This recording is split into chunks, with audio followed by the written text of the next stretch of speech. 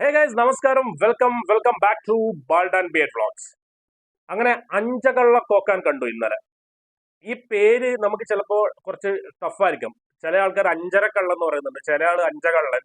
അപ്പൊ ഈ ഡിഫറെന്റ് ആയ പേര് പോലെ തന്നെ ഒരു ഡിഫറെന്റ് ആയ ഒരു പടം വളരെ അധികം ഇഷ്ടപ്പെട്ടു. എന്ത് പറഞ്ഞാൽ ഞാൻ ഒരു എക്സ്പെക്ടേഷൻ ഇല്ലാണ്ട് പോയ പടമാണ്. പടം ഇന്നലെ ആയിരുന്നു റിലീസ് ചെയ്തത്. അപ്പൊ തന്നെ ഞാൻ വെറുതെ അതിന്റെ റിവ്യൂ നോക്കി. ഉണ്ണി വ്ളോഗ്സിന്റെ റിവ്യൂ ഒരു 12 മണിയാകുമ്പോൾ ഇറങ്ങിയിട്ടുണ്ടായിരുന്നു. മൂപ്പര് തന്നെ ഒരു വൈബ് വെറൈറ്റി പടം എന്ന് പറഞ്ഞപ്പോ തന്നെ ഞാൻ വിചാരിച്ചു എന്നാ പിന്നെ കയറി കാണാമെന്നുള്ളത്. രാത്രി ബുക്ക് ചെയ്ത് എന്താ പറയാ 2 മണിക്കൂർ 15 മിനിറ്റ് അത്ര മാത്രമേ ഉള്ളൂ പടം. പടം എന്ന് പറഞ്ഞാൽ ഒരു ജാതി പടം. വളരെയധികം നമ്മൾ കൊടുക്കുന്ന പൈസ 190 രൂപ ആണ്, അല്ലെ 150 രൂപയാണ് നിങ്ങൾ കൊടുക്കുന്നുണ്ടെങ്കിൽ അത് മൊത്തത്തിൽ വെർത്താവുന്നുള്ളതാണ്. നിങ്ങൾക്ക് തിരിച്ച് തിയേറ്ററിൽ നിന്ന് ഇറങ്ങി വരുന്ന സമയത്ത് ഫുൾ ഹാപ്പി, ഫുൾ വൈബ് കിട്ടിയ ഒരു പടമാണ് അഞ്ചകള്ളക്കൊക്കെ.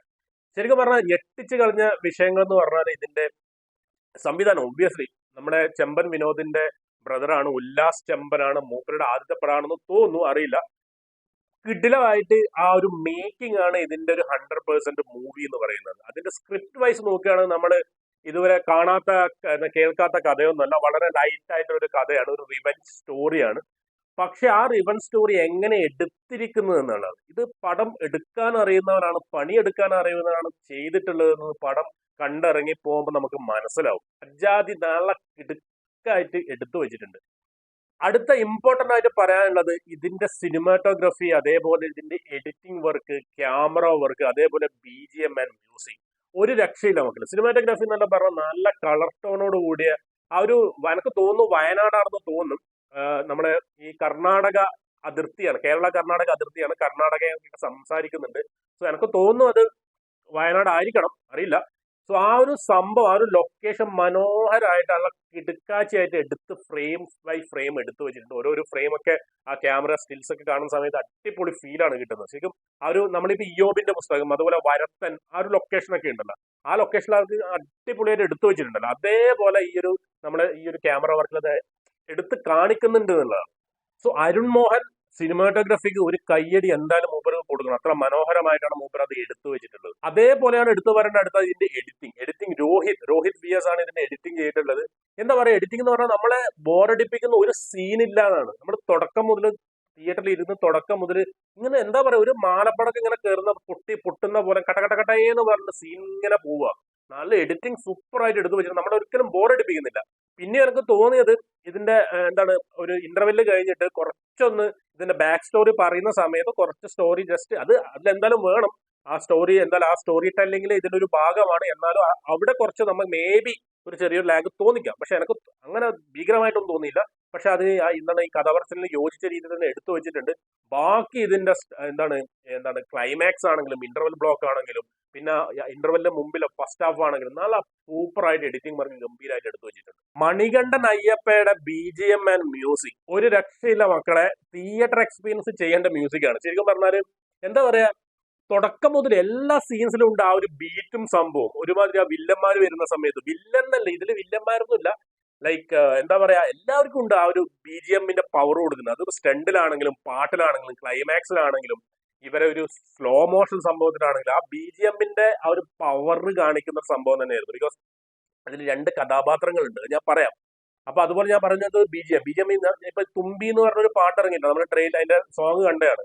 ആ ഒരു ഷാപ്പിൽ ഇരുന്ന് നടക്കുന്ന ആ ഒരു എന്താണ് സ്റ്റണ്ട്, ആ സ്റ്റണ്ടിന്റെ ഒപ്പം തന്നെ ഇവരെ ഒരു BGM, എന്റെ മോൻ അതൊരു ലെങ്തി സ്റ്റണ്ടാണ്. അപ്പോൾ തന്നെ ആ BGMന്റെ ബീറ്റും കാര്യങ്ങളും കൂടി വരുന്ന സമയത്ത് ഒരു അന്യായ സംഭവം തിയേറ്റർ എക്സ്പീരിയൻസ് ആണ് തരുന്നത്. അതേപോലെ ക്ലൈമാക്സിനും ഒരു ഒരു രക്ഷയില്ല. അത്തരത്തിലുള്ള തീപ്പൊരി ഐറ്റങ്ങൾ നിങ്ങൾ എന്താണ് തിയേറ്ററിൽ പോയിട്ട് കാണണം. ആ ഒരു BGM കൂടിച്ചേരുന്ന സമയത്ത് ഒരു രക്ഷയില്ല, തീപ്പൊരി ഐറ്റം. പിന്നെ ഇതിലെ അഭിനേതാക്കളിലേക്ക് വരുന്ന സമയത്ത് മെയിൻലി നമ്മളെ കണ്ടിട്ടുണ്ട്, നമ്മളെ ചെമ്പൻ വിനോദിന്റെ ഒക്കെ ഒരു അഭിനയത്തിന്റെ ഒരു ലെവൽ ഉണ്ടല്ലോ, അത് ശരിക്കും പറഞ്ഞാൽ നമ്മൾ ഒരുപാട് കണ്ടിട്ടുണ്ട് ചെമ്പൻ വിനോദിന്റെ. അപ്പൊ ഇതിലും അതുപോലെ ഒരു മ്യാരക ഐറ്റാണ് ചെമ്പൻ വിനോദ് ചെയ്യുന്നത്.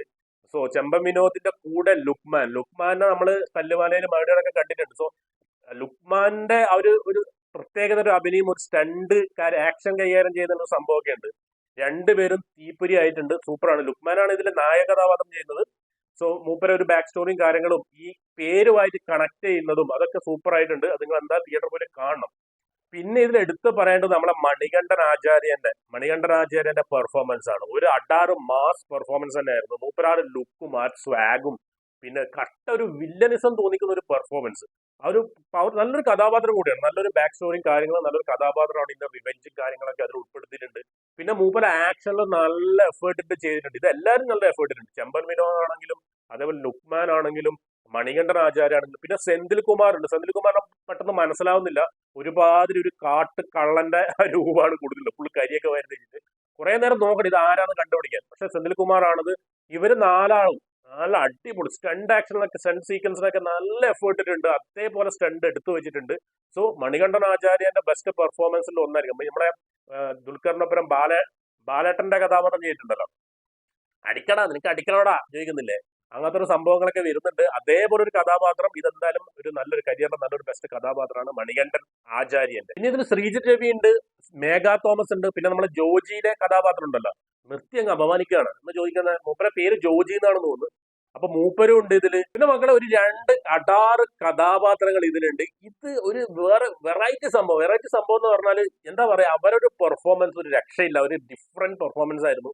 രണ്ട് ബ്രദേഴ്സ് ആണ്. അവരുടെ സ്റ്റണ്ടും ആക്ഷൻസും ആ ഒരു വയലൻസും എന്റെ പൊന്നെ ഒരു രക്ഷയില്ല. ഒരു എന്താ പറയുക, നമ്മൾ ഞെട്ടിപ്പിക്കുന്ന അല്ലെങ്കിൽ നമ്മളെ മുഖം ചുളിപ്പിക്കുന്ന അത്തരത്തിലുള്ള വയലൻസ് അല്ലെങ്കിൽ ഗോർ സംഭവങ്ങളൊക്കെ ഇതിലുണ്ട്. അത് നിങ്ങൾ തിയേറ്ററിൽ പോയിട്ട് കാണണം. അപ്പൊ ഈ രണ്ടുപേരുടെ പെർഫോമൻസ് ഒരു രക്ഷയില്ല. ഇതെന്തായാലും അവരെ കാണാം. നമുക്ക് ഇത് സോഷ്യൽ മീഡിയയിലൊക്കെ എന്തായാലും അവർ വരും. അതിലൊരാൾ മെറിൻ ജോസ് പൊട്ടക്കൽ, രണ്ടാമത്തെ ആളെ ഞാൻ ഒരുപാട് ഗൂഗിളിൽ നോക്കി അവിടെ ഇവിടേക്കൊന്നും കാസ്റ്റ് ആൻഡ് ക്രൂവിലൊന്നും കാണുന്നില്ല. പക്ഷെ അശ്വിൻ കോക്ക് പറഞ്ഞിട്ടുണ്ടായിരുന്നു അവിടെ പേര്. അദ്ദേഹത്തിന്റെ ശരിക്കും നല്ലൊരു അഭിനയമായിരുന്നു. ശരിക്കും പറഞ്ഞാല് നമ്മളെ കയ്യടി കൊടുക്കേണ്ട ഒരു അഭിനയം തന്നെയാണ്. രണ്ടാള് പ്രത്യേകിച്ച് ഞാൻ രണ്ടാമത്തെ ആള് കോക്ക് പറഞ്ഞ ആ വ്യക്തിയുടെ അഭിനേതാവിന്റെ അഭിനയം സൂപ്പർ, പക്ക സൂപ്പർ. പിന്നെ ഇത് മൊത്തത്തിലുള്ള പടം എന്ന് പറഞ്ഞാൽ ഇതൊരു 1980 നടക്കുന്ന ഒരു പടമാണ്. എൺപത് കാലഘട്ടങ്ങൾ, 85 അല്ലെങ്കിൽ 86 87 കാലഘട്ടങ്ങളൊക്കെ നടക്കുന്ന പടമാണ്. ആ ഒരു കാലഘട്ടം കാണിക്കാൻ വേണ്ടിയിട്ട് ഒരു കോപ്രായങ്ങളോ അല്ലെങ്കിൽ നമ്മൾ നേരത്തെ കണ്ട ചില സിനിമകളിലെ പോലെ ഒരു കോപ്രായങ്ങളോ മിഗോ കാര്യങ്ങളോ അങ്ങനത്തെ ഒരു കോപ്രായം കാണിക്കുന്നില്ല.